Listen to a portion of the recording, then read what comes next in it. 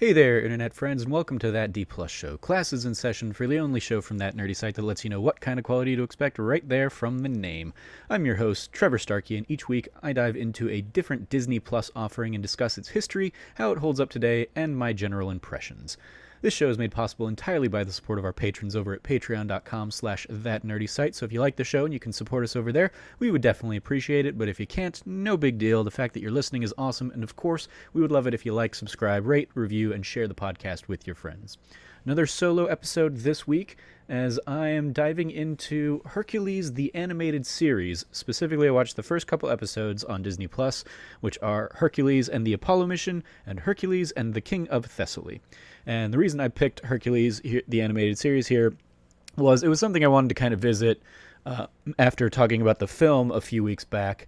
And I have become obsessed within the last 24 hours with the video game Hades, which is, of course, centered around Greek mythology.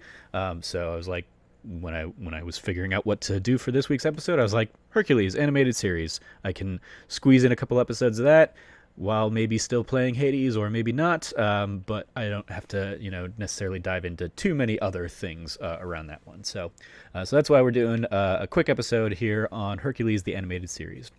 History lesson for you. This was originally released between August 31st of 1998 and March 1st of 1999. Other releases at the time that I pulled in here, of course, the Hercules film that we did an episode on a few weeks back was June 27th, 1997 is when that came out. So the animated cartoon here came out about a year, a little over a year later. Runtime for these episodes are 22-minute episodes, as standard animated series for the time. In the Disney timeline of things, this is a tricky little one to kind of pull together because going back to figuring out when this show aired, because this show aired on various syndicated networks and stuff, as well as ABC. And it's really hard to kind of piece, together what other shows were going on at the time. So what I pulled in is shows that aired on Disney Channel around this time, from Buena Vista Television specifically. This fell in between 101 Dalmatians, the series, which I believe was like a 96, 97 series, but it aired on Disney Channel here in 1998 and 99. And then after this came Buzz Lightyear of Star Command, which ran in 2000 through 2003. A few other notable things, of this time that I had looked at were like Disney's Doug was in there somewhere along this time. Pepper Ann kind of made the leap from like ABC Saturday morning cartoons over to Disney Channel around these years. Anyway, lots of this was very much kind of me, middle school, high school cartoon days, I think, is what this brought me back to. And I don't remember really watching the show at the time. Because certainly these episodes were the first time I really recalled seeing them at all. Diving into a little bit of the roll call for the show here. You have the director for both of these two episodes, as well as 24 other episodes of this series, is Phil Weinstein. This was his first directorial kind of credits, was working on Hercules here, but he would go on to direct some episodes of the Jackie Chan Adventures, 6 episodes of that show, as well as 4 episodes of the Mickey Mouse Clubhouse, and most recently he has done 66 episodes of Mickey Mouse Mixed Up Adventures between 2017 and 2020. The writers for these 2 episodes, for the first one, Hercules and the Apollo Mission, that was written by Michael Price, who prior to this had written a handful of episodes for Real Monsters, which is another Nickelodeon staple of my childhood. He did 6 episodes of Hercules here. He also has done 22 episodes of The Simpsons. He was a consultant writer on The Simpsons movie, and he was also the creator, a co-creator and writer for F is for Family, which is the Netflix Bill Burr animated series, which I feel like I've seen like 1 or 2 episodes on back when that first came out. And then the second episode here, Hercules and the King of Thessaly, Was written by Eddie Guzelian. Hercules, much like Phil Weinstein here, was his first writing credit. He did three episodes of Hercules, and then he would later go on to do the story for the Tigger movie, as well as 2 episodes apiece for both Kim Possible and, again, Jackie Chan Adventures. He wrote the screenplay, or he's one of the credited screenplay writers for Lilo and Stitch 2, Stitch Has a Glitch. He did 7 episodes of Power Rangers RPM, and he's been working pretty steadily, kind of on and off over the years. Most recently, he had a stint, or he has credits on The Walking Dead for 4 episodes of that show. So still out there working as a writer. In terms of starring, one of the things that immediately kind of catches your attention here is that a lot of the voice cast from the movie still appears here in the series. The series ended up in that, very brief, August through March window. So that was 8 months basically. There were 65 episodes, I believe, which is, not unheard of for animated series, especially at that time. They just cranked out a crap ton, sold them off into syndication, and just tried to basically let them kind of fill out Saturday morning cartoon blocks. But yeah, a lot of the cast of the film comes back, including Tate Donovan here as Hercules, who played old Hercules in the movie, even though we're kind of experiencing young Hercules' time here on the TV show. He carried over from the movie. As I talked about in the movies episode, he's been pretty steadily working in a lot of small roles kind of since all this stuff. He regularly comes back and voices Hercules in Kingdom Hearts stuff. He was in Argo, and most recently he has been playing the role of Papa MacGyver, James MacGyver, in the new rebooted MacGyver series. French Stewart is one of the new characters in this. He was playing Icarus, of course, of Flying Too Close to the Sun fame. He is best known as Harry Solomon from Third Rock from the Sun, which was airing around the same time, back in 1996 through 2001. And then just another one that I pulled in here. He was also in Inspector Gadget 2, which caught my attention when I was looking through his IMDb, because that had come up in one of our previous episodes, and I was trying to figure out who was it, why was it. That's right, it was because the girl from Phantom of the Megaplex played Penny in the French Stewart Inspector Gadget 2. Another new character here for the show, you have Sandra Bernhard playing the role of Cassandra. Kind of soothsayer Cassandra of Greek mythology. Kind of the 3 of them are kind of their little trio of friends in this series. Although both French Stewart and Sandra Bernhard are only like half the episodes compared to Hercules, at least per IMDb. So, and they're in both of these episodes, so I don't know if from here it goes into a whole bunch of like one-offs and they're kind of sidelined or what is the case. But Sandra Bernhard was one of those people that I think of like iconically when I was growing up and watching Comedy Central, and just like, they did tons of 80s and 90s like stand-up specials and stuff. She was just kind of one of those iconic 80s, 90s stand-ups. But she also, one of her biggest kind of claims to fame credits was she had a recurring role on Roseanne, that series from 91 to 97, which again, would have been wrapping up around the time of, or would have wrapped up kind of, and then she went straight into this basically. This is weirdly, I think, like the 3rd highest credit on her IMDb, or like of the like things she's known for, because a lot of her other appearances and performances are like really kind of one-offs and cameos in a lot of TV sitcoms and stuff like that, including Brooklyn Nine-Nine, where she had a few episodes over the course of that series as Darlene Linetti, the mother of Gina Linetti. And I'm pretty sure she got married to Boyle's dad. So yeah. Robert Costanzo is in here as Phyllis, as basically Phil. He replaced Phil, although he's not really in either of these 2 episodes, so I didn't really dive too much into his kind of workload. James Woods comes back here as Hades. Again, he's not in too many of the episodes, but he did come back and reprise his role, which gets into one of our little trivia things here that I'll dive into in a little bit.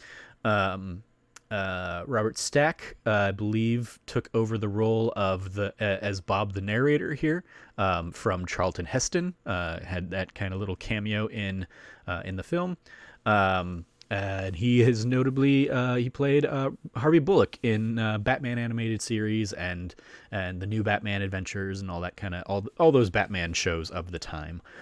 So that's another voice of the childhood, especially popped up on my when I was looking because he was in Mask of the Phantasm, which I watched just this last week for the first time alongside Kind of Funny's Batman in Review that they've been doing.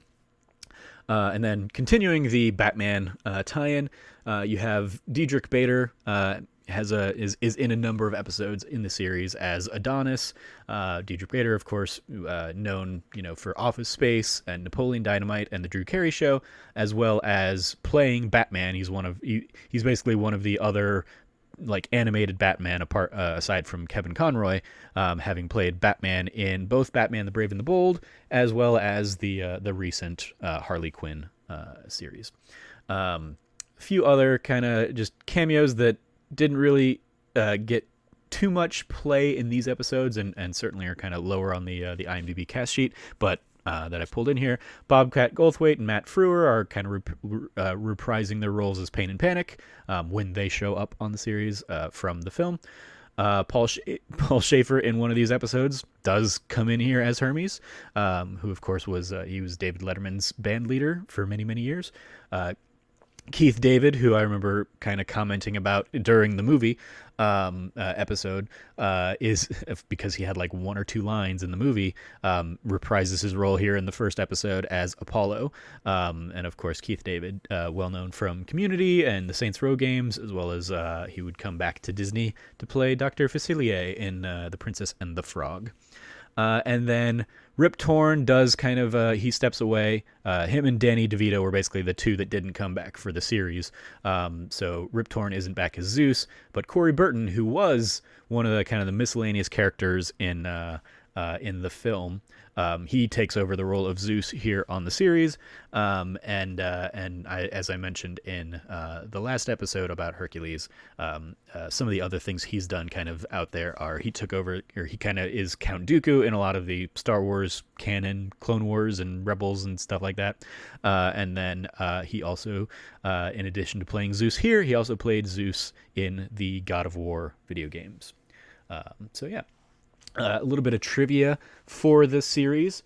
I'm not going to argue with IMDb on this, but I feel like this probably doesn't hold up here in 2020, given how popular celebrity cameos have been. But the first thing in trivia on IMDb for the show does say, holds the record for most guest stars in a single season for an animated series. Again, no idea how long that note has been on there or how valid it is to this day, but I feel like there have been plenty of shows out there that kind of pull in other people. But maybe because technically the first season of this show is 52 episodes or something like that. Maybe they do end up just getting more just because of the virtue of that's a 52 episode thing compared to 13 episodes or 20 episodes of a modern kind of cartoon. Anyway, as we've touched on, all the main cast members from the movie reprised their roles for the series, except for Danny DeVito as Phil and Rip Torn as Zeus, who's replaced by Robert Costanzo and Corey Burton, respectively. Burton also had a role where he voiced a burnt villager, is the trivia note. I think I also credited him in that as playing the centaur that Herc saves from Meg. Jennifer Aniston guest starred in an episode as the voice of Galatea, Hercules' dream date. At the time, she was dating Tate Donovan, the voice of Hercules. So that was something I learned here. The iconic writer of Greek epics, the Iliad and the Odyssey, Homer, is voiced by Dan Castellaneta, who of course voices Homer Simpson on The Simpsons. Again, like most of these are not in any of the episodes that I saw, but they're in here for trivia on the show, so I pulled them in. This one I did get a kick out of. From September 1998 to March 1999, this was one of 3 different American television series to feature Hercules as the protagonist. The other 2 were Hercules: The Legendary Journeys, of course, with Kevin Sorbo, and Young Hercules. And then finally, as I alluded to earlier with, the fact that Hades and Pain and Panic even make an appearance in this doesn't really make sense. The actual timeline of this doesn't actually fit with the movie, as the fates in the movie say Hades can do his plan in 18 years when Hercules is 18 as well, and that's when Hercules meets Phil and learns of his parentage and meets Hades, but knows Phil and Hades and of his parentage many times, and uses that to his advantage in this series when he is only 16 years old. So it doesn't quite add up. Seems Hercules got to become a true hero mission a lot earlier in the series than in the movie. Because basically the premise of the series, for those that aren't going to check it out, is like it's pitched as like, oh, this is when he's doing all of his labors and stuff like that. So this is kind of the montage that we get in like Zero to Hero, stretched out over 65 episodes.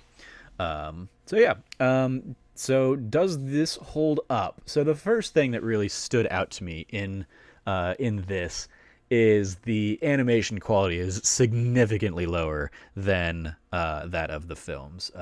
It's just a lot grainier and harsher, and a lot of the character models don't look as like they got as much time as their film counterparts, which again, they cranked out 65 episodes in a year.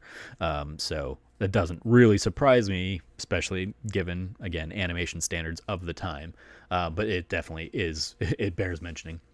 And then the series certainly doubles down on kind of the pop culture references that I think I talked about in the film episode, where I mentioned things like Air Herc and stuff being kind of parodies of Air Jordans, certainly an odd element, and so when right off the bat in the first episode they go to a mall and you have parodies of things like Victoria's Secrets being Aphrodite's secret, it's just like, yep, okay, they're just completely kind of leaning into that, which certainly makes more sense in this kind of cartoon, I would say, in a cartoon series that people are going to see on Saturday mornings. It's easy shorthand to kind of tell a lot of jokes and connect to the audience, so it totally made sense. Apart from that, like it's fine in terms of holding up. From these 2 episodes at least, it definitely feels like a 90s cartoon. I've talked, I think, a lot in the Avengers episodes that we did, or that I did, as well as some of the other kind of cartoons. Compare this to something like Gravity Falls. When we talked about that, Gravity Falls feels and sounds much more like a modern cartoon that just has a lot of kind of the modern tenets of comedy, and kind of the pacing of modern comedy compared to a lot of the kind of pacing of an episode of a series like this. Things have gotten a lot more fast paced and a lot more kind of I guess casual in terms of like the banter, and so you'll get like kind of the muttered under your breath lines kind of make their way into something like Gravity Falls or something like Harley Quinn, that they don't in a series like this. But it's fine. It was fine. It was a fine way to spend about 45 minutes kind of watching these couple episodes. And some good little chuckle moments in there, that again, I'm sure like as a kid I probably wouldn't have got, but catching, like knowing things, as a 35-year-old adult now, going back and rewatching this, I'm sure I have a much wider perspective of the world. So catching those things was a little fun. It was a fun show. Trying to think favorite scenes or moments. I don't know if anything really stands out. Like the idea that there were little elements like hearing very iconic voice actors at the time of the time that have continued to be, iconic. Like Rob Paulson makes an appearance in the second episode, but also like Jeffrey Tambor, I guess, was probably one of those like celebrity guest stars in episode 2. He's kind of playing a king, and kind of he ends up being like the first episode is definitely like, oh, Hades is trying to mess with Herc by like Hercules gets assigned to Apollo's job of riding the chariot of the sun around, and Pain and Panic kind of throw that for a loop and throw the world into night.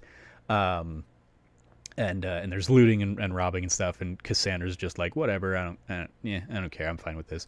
That's, I guess, one of the things that is interesting is Cassandra and Icarus are just kind of like taken for granted in these episodes. Like they're never introduced. There's not a typical like cartoon pilot episode that says like, hey, maybe you remember the movie, here's the new characters you need to know. It's just kind of like, oh, they're there, and maybe they'll get like their own introductory episodes down the line, I don't know. But here it's just like, oh, okay, that's Icarus is there. Icarus for some reason has like one eye that is like has a big brown iris that is visible, and the other not. So I don't know like why that is, and he also has like he looks like he has been struck by lightning in terms of like his character design and the hair that is like just flying out of his head. He looks like that the after somebody gets struck by lightning silhouette in a cartoon where their hair is just fried and frazzled out in every different direction. So I guess that's probably like an allusion to he flew too close to the sun. But yeah, it was weird like that they're just kind of there. And again, in these 2 episodes at least, Phil isn't. So it's just, Herc doing fun Herc things, I guess, out there in the world. But yeah, it was fine. Yeah. The overall, I would give like these episodes, a B minus maybe. Nothing egregious, nothing to write home about or anything like that either though. So yeah, that's gonna. There's my thoughts on these couple episodes. Extra credit, if you like this one, the suggestions from Disney Plus that I'm looking at right now are Disney's Hercules the film, of course, The Hunchback of Notre Dame, Mulan, Pocahontas, Tarzan, The Lion King, Fantasia 2000, and Disney's Aladdin. All of them being the animated iterations of those things, given that they were, the films of the time. So makes sense that they're kind of the recommended thing here for Hercules, the animated series. Extracurriculars. Have I been watching anything else on Disney Plus? I don't think so. I think my watching habits these days are I'm doing Netflix, and I'm watching New Girl on Netflix right now. Is kind of the other show that I'm just binge watching on the background of stuff. But yeah, that's going to do it for this week's episode of That D Plus Show. Thank you for joining me. You can follow me at Trevor J. Starkey on Twitter. You can follow all of the latest from That Nerdy Site at That Nerdy Site. If you liked what you heard, once again, please like, rate, review, subscribe, share the podcast with your friends, all that fun stuff. And if you do feel so inclined, you can always support us on Patreon at patreon.com/thatnerdysite, where any of our Patreon supporters get access to an early episode of That Nerdy Site Show, our weekly kind of just catching up podcast. This month's that went up end of September, that'll go live to everybody end of October, I think is worth the $1. It is me, Cam, Frank, and our special guest Brandon Gann sitting down and going through the bracket of what was it, 76, 78 games? I don't remember. A whole bunch of games that are effectively PlayStation 4 exclusives to determine the best PlayStation 4 exclusive via a bracket that basically Kind of Funny did on PS I Love You a few weeks back. We just kind of did it and took our turns at the thing. It was going to originally be 5 of us with Logan joining us, so we wouldn't have any kind of two splits when it came to deciding which game was going to win in advance in the brackets. But Logan had a scheduling thing, so he he was unable to join us. So because we inevitably had 2v2 brackets or ties, we turned to roll the dice via Google, and RNGesus definitely was having some opinions on that episode. So check it out. It's also 4.5 hours long, so it'll take all month to sit through, really. But you can check that out if you are a Patreon supporter for just $1 or above. So yeah, go check that out if it sounds like something interesting to you. If not, it'll be available to everybody come Halloween at the end of October here. As always, thank you for joining me. Stay nerdy, be good to each other, and class dismissed.